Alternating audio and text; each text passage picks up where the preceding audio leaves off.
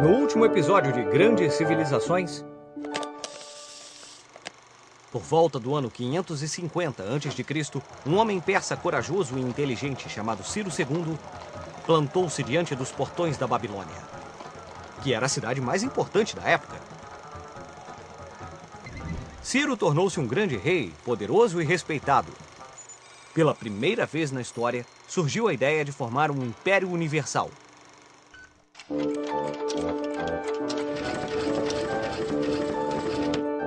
Grandes Civilizações.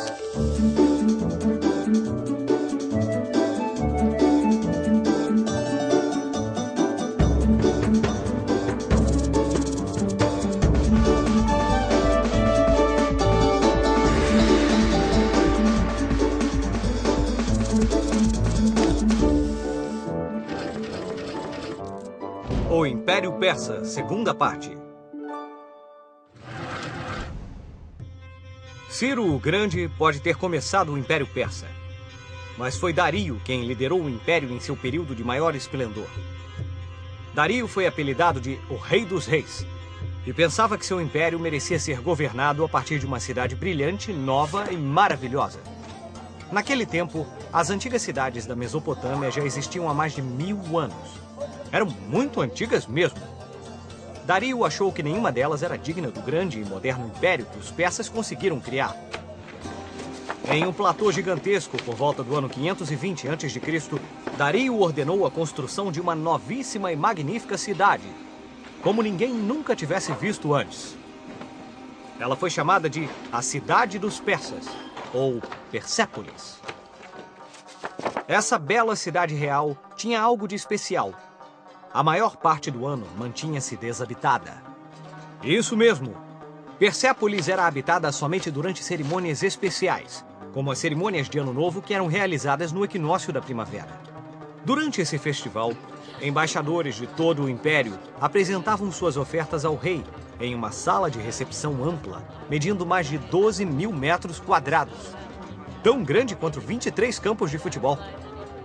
O salão era sustentado por 72 colunas enormes com 20 metros de altura.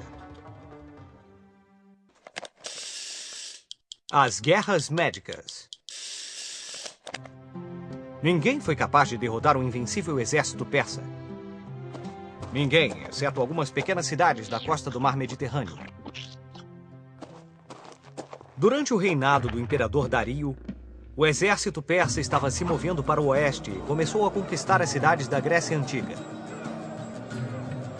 Mas os gregos não queriam pertencer ao Império Persa e não estavam dispostos a pagar tributos ao rei persa.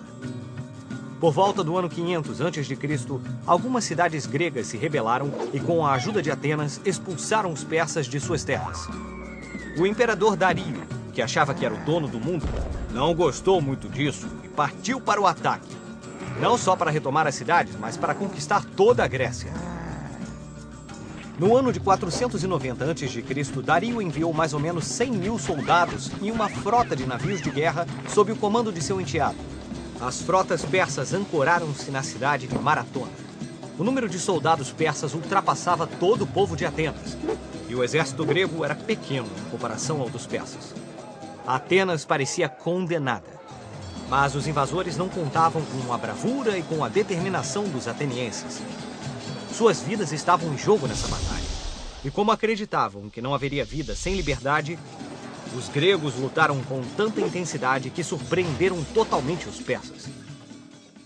Os persas foram derrotados. E quando voltaram para sua terra natal, Dario ficou tão furioso que fez Xerxes, seu filho, jurar vingança. Quando Dario morreu, Xerxes começou uma nova guerra contra a Grécia. Em 480 a.C., Xerxes reuniu um exército de guerreiros de todas as partes de seu vasto império.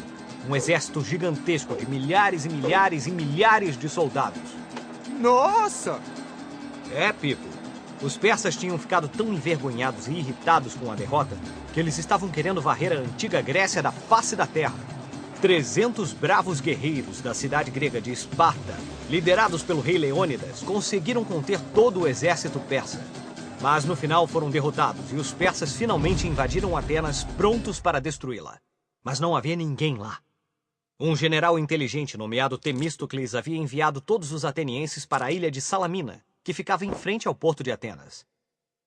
Lá, Xerxes ordenou a sua enorme frota que atacasse os navios gregos, mas estes foram mais rápidos e mais ágeis e começaram a afundar os navios persas um após o outro. Foi assim que os atenienses derrotaram um exército persa gigante pela segunda vez. A partir de então, os persas não queriam mais lutar contra os gregos e os deixaram em paz. Essa vitória foi o momento de virada para os gregos. Ela reforçou as ideias de independência e liberdade, e assim começou o maior período de esplendor cultural grego.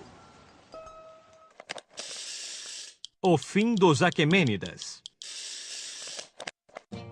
Quando os gregos derrotaram os persas, foi o começo do fim do Império Persa. O imperador Xerxes voltou a Persépolis e acabou sendo assassinado. Os imperadores que vieram depois dele perderam o interesse em controlar o império e estavam mais interessados em fazer o máximo de dinheiro possível. Eles continuaram a ordenar a construção de palácios maiores e mais maravilhosos. Eles gastavam sacos de ouro em locais luxuosos, onde iam comer, beber e comprar roupas caras e muitos escravos. Todo esse excesso de luxo acabou tornando-os fracos. Foi então que um homem de 20 anos, chamado Alexandre, tornou-se o rei da Macedônia. Ele herdou de seu pai um reino que incluía a maior parte da Grécia e um desejo de derrotar os persas, que os tinham atacado muitos anos antes. No ano 334 a.C., Alexandre partiu para o Oriente com um exército de 30.000 soldados de infantaria e 5.000 de cavalaria. Como ele avançou através das terras persas, começou a aprender muitas coisas sobre a cultura local. E ele os admirava, apesar de serem inimigos declarados. O confronto final entre gregos e persas foi na Batalha de Issos. Alexandre os derrotou e queimou o Palácio Real em Persépolis, até que fosse reduzido a cinzas. Então, prosseguiu em direção à Índia. Quando voltou, ficou conhecido como Alexandre o Grande, e governou o império da lendária cidade da Babilônia. Lá, casou-se com uma linda princesa chamada Roxana. Alexandre pretendia criar um mundo onde os costumes e os povos poderiam se misturar em harmonia. Uma ideia que tinha começado com os persas. A herança da cultura persa. Uma vez que Alexandre o Grande tinha conquistado o mundo antigo, novos planos ambiciosos ocupavam sua mente. Seu sonho era fundir o refinamento da cultura persa com o pensamento ocidental dos gregos. Mas, infelizmente, Alexandre morreu muito jovem, aos 32 anos, e o império foi dividido entre seus generais. Muitas novas dinastias foram formadas: os Ptolomeus no Egito, os Atálidas na Ásia Menor e os Seleucidas. O sonho de um império universal iniciado com os persas agora estava perdido e nunca mais atingiria as mesmas proporções. Mas o sonho de Alexandre começou lentamente a se tornar realidade. Ao longo do tempo, a arte e o espírito dos gregos foram introduzidos na Pérsia e chegaram até a Índia. O Ocidente foi enriquecido com a cultura refinada dos persas. Desse enriquecimento cultural vieram obras-primas da arquitetura, como a construção do primeiro canal e muitos outros requintes, como o sistema postal.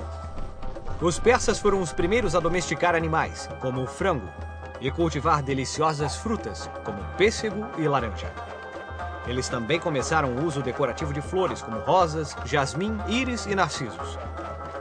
Até hoje, o conhecimento persa de tecelagem produz os tapetes mais finos do mundo. Devido a todas essas coisas e a forma eficaz com que eles conseguiram um império enorme, a antiga civilização persa continua a ser uma importante influência para a sociedade moderna até hoje.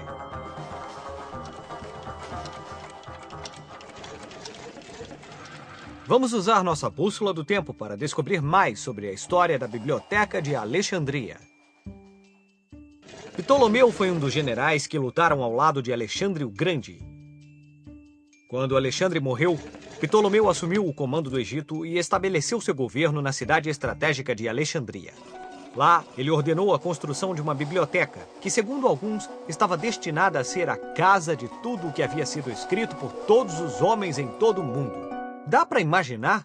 Ptolomeu, assim como Alexandre, estava muito interessado na preservação e na difusão do conhecimento da Grécia, da Pérsia e da Índia. A biblioteca de Alexandria cresceu até ter em sua coleção quase 500 mil rolos de papiro de todo o mundo. Ela também incluía um museu, um jardim zoológico e até mesmo seu próprio laboratório. Lentamente, Alexandria se tornou o centro da ciência e da aprendizagem no mundo antigo.